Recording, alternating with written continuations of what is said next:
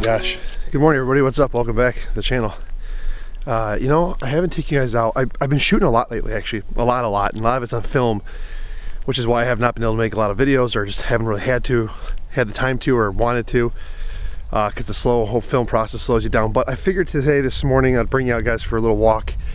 I live in like this just basic neighborhood that, it's suburbia, and it's got construction and like boring fields all over the place. There's just not a lot going on, but I go out and try to find things to shoot. Once in a while I'll go for a walk, and lately there's just been like real beautiful glowy mornings, winter light that's been really interesting. So I wanted to get out today, and so I wanted to take some photos of just random crap and share and talk to you guys about something.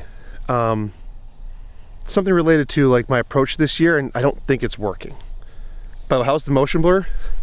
It's 1/4000th of a shutter speed and f4.5 because I had no ND and it's super bright out. Shutter speed.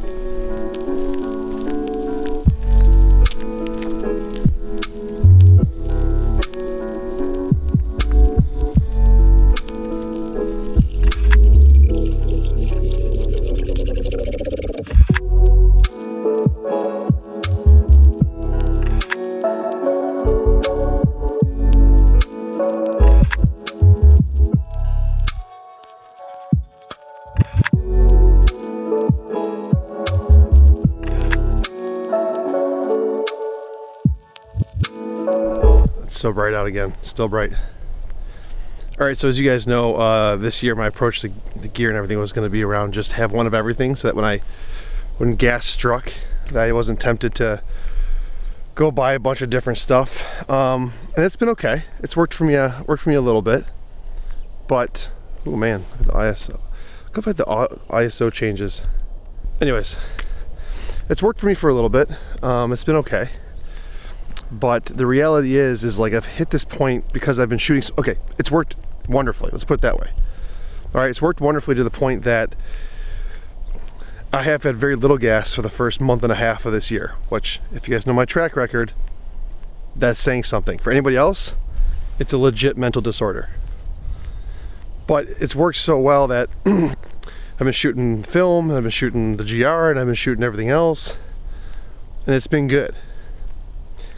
The problem now is that because I'm shooting so much, I'm in that realization cycle that it doesn't really matter. What I mean is that I could pick up the Sony A7C II, or I could pick up a Canon RP. I don't have one, but I'm just saying Canon RP. I could pick up an old Fuji, an old Nikon DSLR. In fact, I was shooting the Nikon D70. And no, it's not the same capability as that Sony, not even close. It's just as fun to shoot, and I'm making some cool, interesting images with that, similar to I would with the Sony. The same thing goes for the film cameras. I have the Nikon FE2, I have my Canon AE1, and I have the Leica MP.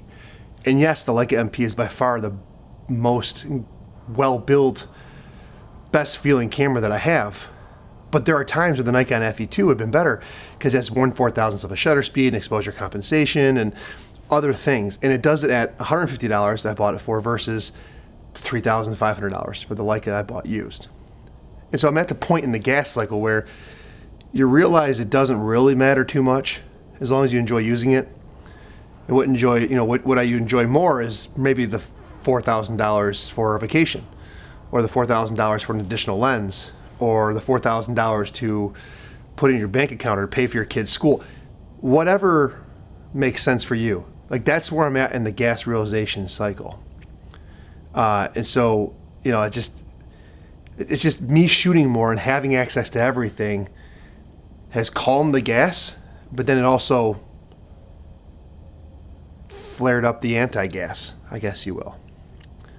You know, I've been walking around in the mornings, just shooting random garbage like I've showed you today, or showing you today. I don't know if I've showed you the pictures yet, but it's like I could take this on anything. In fact, as for fun, I brought my my iPhone out and shot some photos one morning. I didn't love them. I don't like the lack of manual controls, but they're okay. Some mornings it's the Ricoh GR because it's really pocketable. That's nice. Sometimes I'm like, ooh, let's go get the full frame glory. Yeah, there's an image quality difference, a bokeh difference, a fall off difference. But it's not that big. It's not huge. So anyways, the whole thing's kind of failing, and I've been shooting a lot more, having fun. And what I've actually come to enjoy more is less the editing process and straight out of camera. You know, the whole film thing is removing all of the looking back at screens and editing and blah, blah, blah, blah, blah. It's mechanical, tactile, like all that's good for film, and I love that. And I in a lot of ways, seek the simplicity in digital as well. I get the allure of a Leica M10D. I do. Not the best professional tool, but I get it.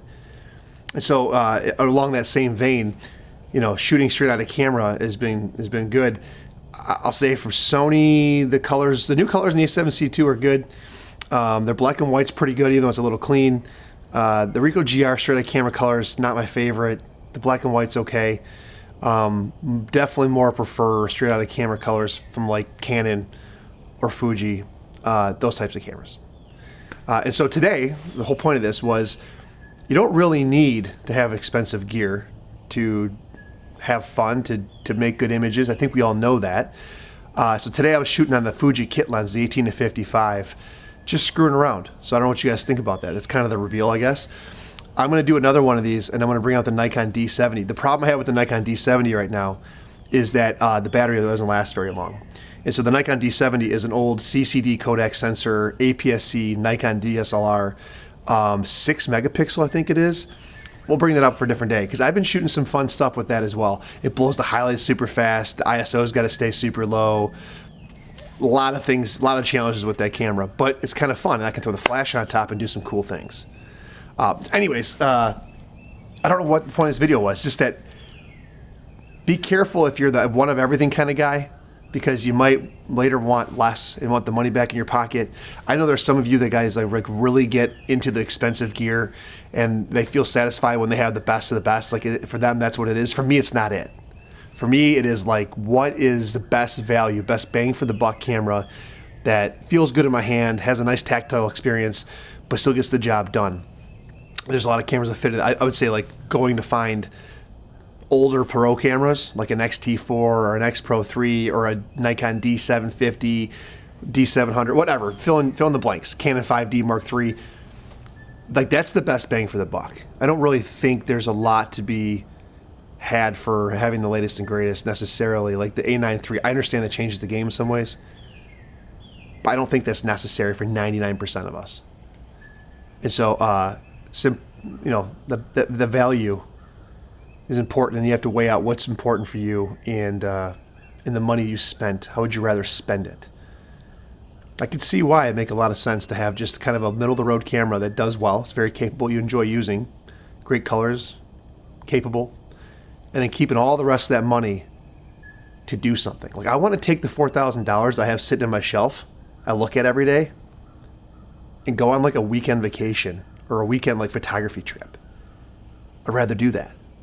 Like fly somewhere Friday morning, land Friday night, Saturday night, shoot all day Friday, Saturday, early Sunday, and then fly back. I would love to do that. I don't know if I can, but I'd love to do that. This is a rambling video for sure. All right, guys, I'll see you in the next one. Peace. I'm not ending the video like that. What a douchebag. All right, guys, I'll see you in the next one. Thanks for watching. Is that more mature?